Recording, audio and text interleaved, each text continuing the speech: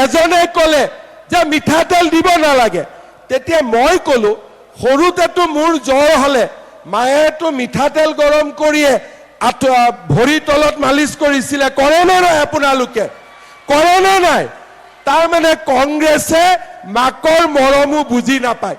সব বাচ্চাক যেতিয়া বাচ্চাৰ বেমাৰ হয় আপোনালোকে গৰম মিঠাতেলে বাচ্চাক মালিচ কৰে নে নকৰে? মোক আপোনালোকে কওক, কৰে নে নকৰে?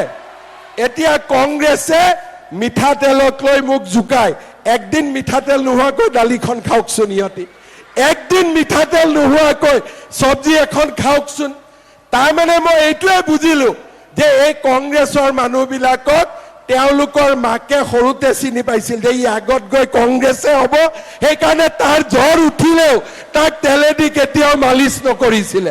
সিহঁতে আগতে মাকেতো চিনিয়ে পায়, মাকেতো কোন বাচ্চা কি হ'ব আগতে বুজি পায়।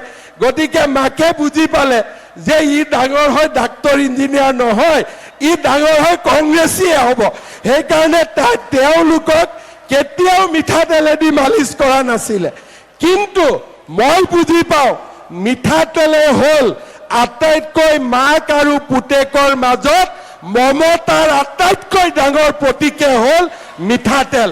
আৰু সেইকাৰণে আমি যিহেতু আমাৰ মায়ে আমাক মিঠাতেল মালিচ কৰাই কৰাই ডাঙৰ কৰিছিলে, সেইকাৰণে আমি মাৰ মৰম বুজি পাওঁ। মই ঠিক কৈছো নে নাই কওক?